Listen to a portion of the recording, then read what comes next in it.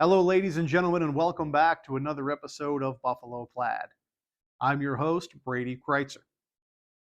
I am a professional historian specializing in the American frontier and the history of the North American conservation movement.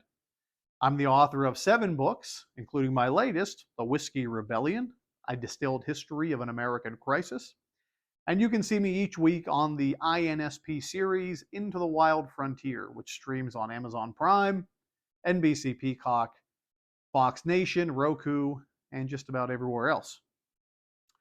We are continuing in this section on the life of a man I consider to be obviously a very admirable soldier, an agent of empire in the early 20th century for sure, and one of the great hunters of the first half of the 1900s, Colonel Townsend Whelen. In the last episode, we discussed Whelan's background and history as a young Philadelphia debutante who wanted to test himself in the wild, venturing to British Columbia, Canada, being trained by Bones Andrews, an old mountain man, coming back home and joining the United States Army as a second lieutenant, reconnoitering and testing his survival skills in the mountains and rainforests of Panama, and then becoming, for the U.S. Army, one of the great surgeons of interest, one of the great instructors in the history of that branch of our military. What I want to talk about today is what Townsend Whelen does as a military instructor, because it's really at that point that we see kind of his great legacy in terms of information sharing with us emerging. Now, during World War I, this is where we left off in the first part of the series, which you can find on my YouTube channel for sure. Townsend Whelen will not serve in a combat capacity. And it was because the United States Army believed he was more valuable training and studying and developing tactics than anything else. So we're going to see him train recruits to get them ready for combat throughout World War I. And we're ultimately going to see him next assigned to the U.S. Army's weapons divisions, serving in places like the Springfield Armory, in and around Philadelphia otherwise as well. And he'll just be shooting and analyzing and studying ballistics and tactics and these sorts of things. You know, if he had YouTube back then, my gosh, he probably wouldn't have achieved anything based on the good information that's out there on that. But Whelan's going to really do three things. He's going to eat, he's going to sleep, and he's going to research and write. And in a very short span, beginning in 1909, he's going to publish a book called Military Rifleman. He'll develop the name and reputation as Mr. Rifleman during his tenure of doing this. And he's going to write 15 more books throughout his lifetime. And again, these books are not, I wouldn't call them like exciting reads. Some of them are highly technical, right? Ballistic coefficients and what firearms are effective in what realm of combat, these sorts of things. Again, very geared toward his audience. But he'll also develop a fascination with, after World War I for sure, his old life, his original passion, which was hunting. And Townsend Whelen is going to make it his life's mission, we can say. He had a lot of those. To find and develop military tactics that were suitable for civilian use, particularly in the field when they're hunting. So when you look at a lot of his books, they are going to be focused on his time in the mountains, the lessons he learns from Bones Andrews. But it's not until 1958, almost 50 years after the publication of his first book, Military Rifleman, that his most popular book will be published. And you see it right here, still published today by Stackpole, right? Great press, On Your Own in the Wilderness. And this is a book you can see with a family on the cover. This is a book that takes all of his combat expertise and experience and boils them down into a handy, readable public guide for average people, either going on hunting trips or camping, for Boy Scouts and Girl Scouts, you name it. You can see this is my copy, and it's pretty well worn. I'm not going to lie. I can't polish this baby up. I've read it a lot. And everything he really gets into and talks about is in this book. But there's two things I want to talk about today. One is his survival shelter that bears his name, the Whelen lean-to tent. And the other is his favorite choice of knives. Now, this book talks about everything from how to build a campfire, how to use an axe, how to skin game, how to take care of the animals' remains when you're finished, right? Tan the hide, how to cook over a fire, you name it. I mean, any survival skill is in there. This is the original. But he had very strong opinions about knives as tools, and I have some on hand, so I wanted to share those with you. But let's talk about Whelen's lean-to tent. He called it the hunter's lean-to. And before this time, a regular tarp tent was what was standard use at the time. But he'll develop his own half tent design that he believes is much more suitable for harsh environments. One of his problems with the original lean-to style tent, tarp tent, was that it really began to fail when weather got below 20 degrees Fahrenheit. And when he was in British Columbia, if it's above 20 degrees, it's like Tahiti, right? It's no problem at all. So he developed a tent that will be described by those who sell it, particularly Stephen Shelbean of Tent Smiths. He will say it has a sloped rear roof about 8 feet long, slanted and splayed sides, and a short fore-roof panel extending about 30 inches.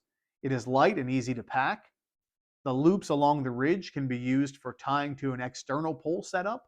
Loops on the back seams are for roping out if the need comes up. By the time Townsend Whelen retires from the U.S. military in 1936, this quote, Whelen lean-to tent is going to be a big-time seller. It's going to be bought and it's going to be sold by the biggest outdoor company of the day, Abercrombie and Fitch. We know them, of course, as a clothing brand today, but they used to be an outdoor outfitters organization, right? Company.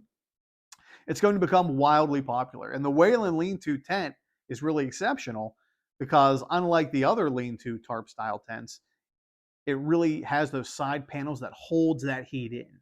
And that's something that's just absolutely invaluable.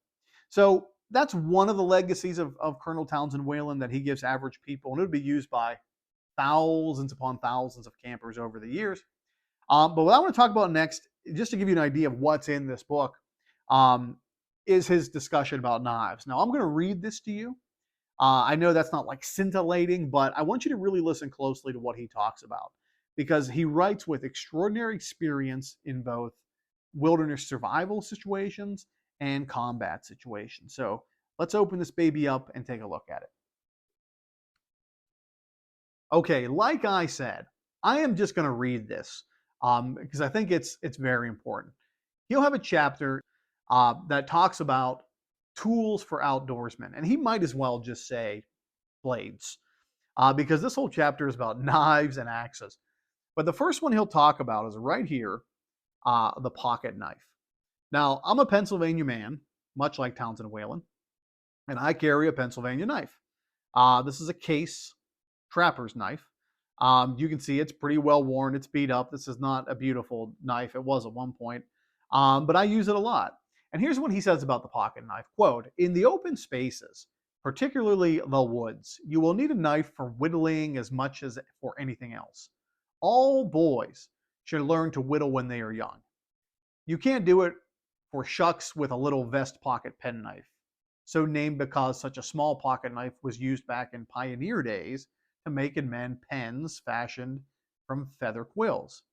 The best all-around type is the so-called trapper's knife. You got it, Townie, right here. Made by most large cutlery concerns with one blade for rough usage. You can see that one right here. And with another blade for finer work in close quarters. The first blade is excellent for general skinning. The second blade with a point sharp enough to lift a splinter from your hand, and if need be, can be kept for the more delicate skinning around the eyes and ears, and also for small animals.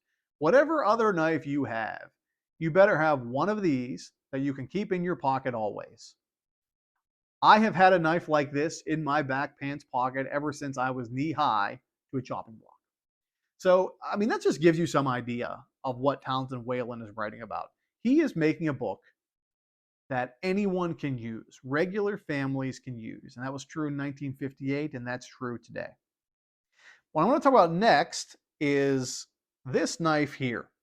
Um, for Townsend Whelen, this is the creme de la creme of knives in the wilderness. He'll describe them as sheath knives. While the trapper's clasp knife will do everything necessary for the outdoor sportsman, many of us, particularly if we hunt big game, find it handy to carry a sheath knife. Almost all interest in outdoor knives revolves around this type.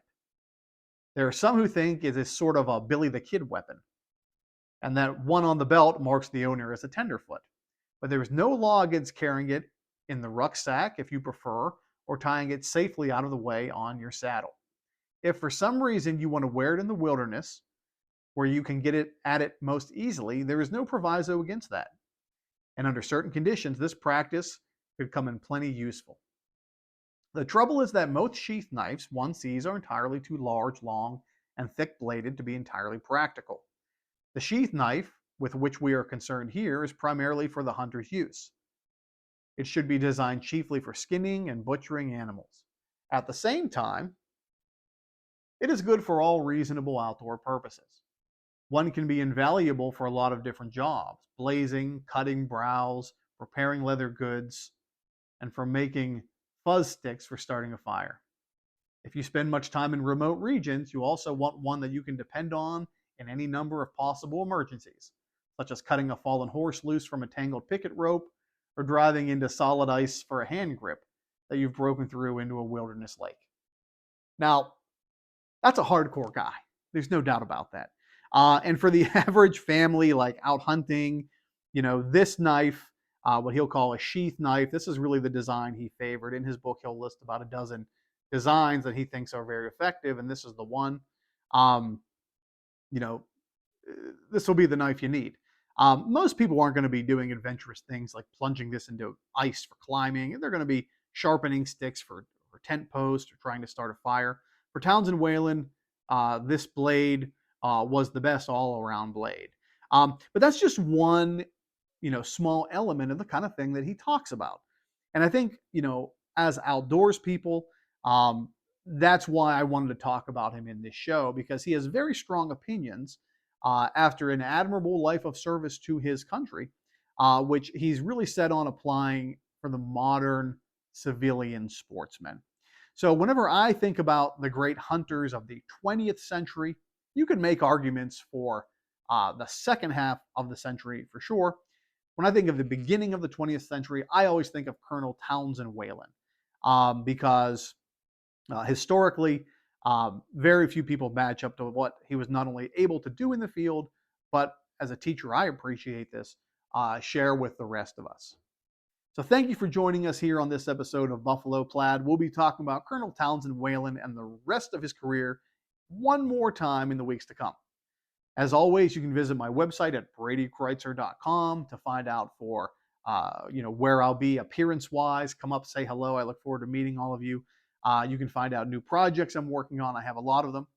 Otherwise, thank you for joining us again, and we'll see you next time on Buffalo Plaid.